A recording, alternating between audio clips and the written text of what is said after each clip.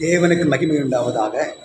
இந்த நாளில் கூட சேத் என்கிற ஒரு நபரை குறித்து நாம் கற்றுக்கொள்ள கர்த்தர் உதவி செய்வாராக. ஆதாமுனுடைய மகன் சேத்.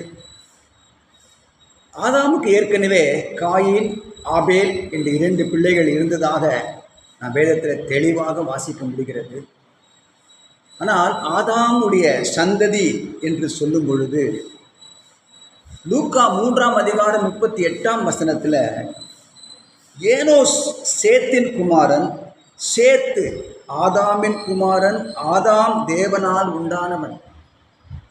ஆதாமுக்கு பிறந்த காயின், ஆபேல் இவங்க எல்லாமே அந்த வம்ச வரலாறுல காணப்படவே இல்லை. 130 வயது சேத்து ஆதாம் ஏவாள் பெற்றெடுக்கும் பொழுது ஆதாமுக்கு 130 வயது. இதுக்கிடையில் அநேக பிள்ளைகள் பிறந்திருக்கலாம், அதெல்லாம் வேதத்தில் குறிப்பிடப்படவே இல்லை. 130 வயது வரைக்கும். காயினுக்கு மனைவி எங்கிருந்து வந்தாள்? இந்த கேள்விகளுக்கு எல்லாவற்றுக்கும் அதிலே பதில் உண்டு.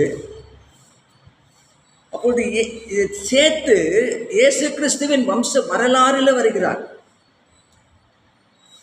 அநேக பிள்ளைகள் ஆதாம் ஏவாளுக்கு பிறந்திருந்தாலும் கூட அவர்களது 2ஆம் தலைமுறை தேவ பக்தியுள்ள, தேவனுக்கு பயபக்தியாயிருக்கிற ஒரு சந்ததி, தேவனை தொழுது கொள்ளுகிற சேத்து என்று எழுதப்பட்டிருக்கிறது. தேவன் எனக்கு ஒரு பிள்ளையை கொடுத்தார் என்று ஆதாமும் ஏவாளும் சந்தோஷப்படுகிறார்கள். ஆபேல் இறந்து போன துக்கத்தை நீங்கி ஆறுதலும் நம்பிக்கையும் அடைகிறார்கள். யோசேப்பு இறந்து போனான் என்ற துக்கம் யாக்கோபுக்கு இருந்தது. ஆனால் யாக்கோபு உயிரோடு இருக்கிறான் என்று கேள்விப்பட்ட பொழுது அந்த துக்கம் நீங்கினது போல ஆதாம் ஏவாளுக்கு சேத்தினால ஒரு ஆறுதலும் நம்பிக்கையும் உண்டாயிருக்கிறது.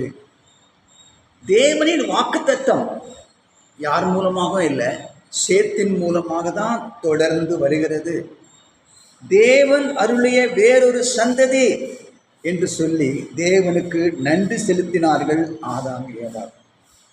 இரட்சகர் சேத்தின் சந்ததியில் தான் வருகிறார் என்று சத்தியத்தில் நாம் தெளிவாக பார்க்க முடிகிறது.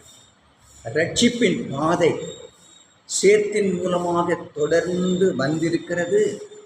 அவர் சந்ததியின் மூலமாக தான் இயேசு கிறிஸ்து பிறந்திருக்கிறார் என்று காண முடிகிறது.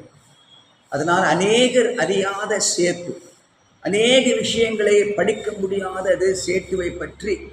ஆனாலும் கூட சேத்தை தேவன் தம்மை தொழுது கொள்ளுவதற்காகவும் பயபக்தியாக இருப்பதற்காகவும் ஒரு ரட்சிப்பின் சந்ததி, ஒரு பாதையை உண்டு பண்ணுவதற்காகவும் தேவனால் தெரிந்து கொள்ளப்பட்டவன் என்பதை நாம் தெளிவாக அறிந்து கொள்ள முடிகிறது.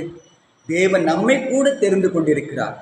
நம் தாயின் வயிற்றிலே உருவாக்கும் முன்னமே அவர் நம்மை தெரிந்து கொண்டார். அவர் நம்மை அழைத்திருக்கிறார். அவர் நம்மை அபிஷேகித்திருக்கிறார்.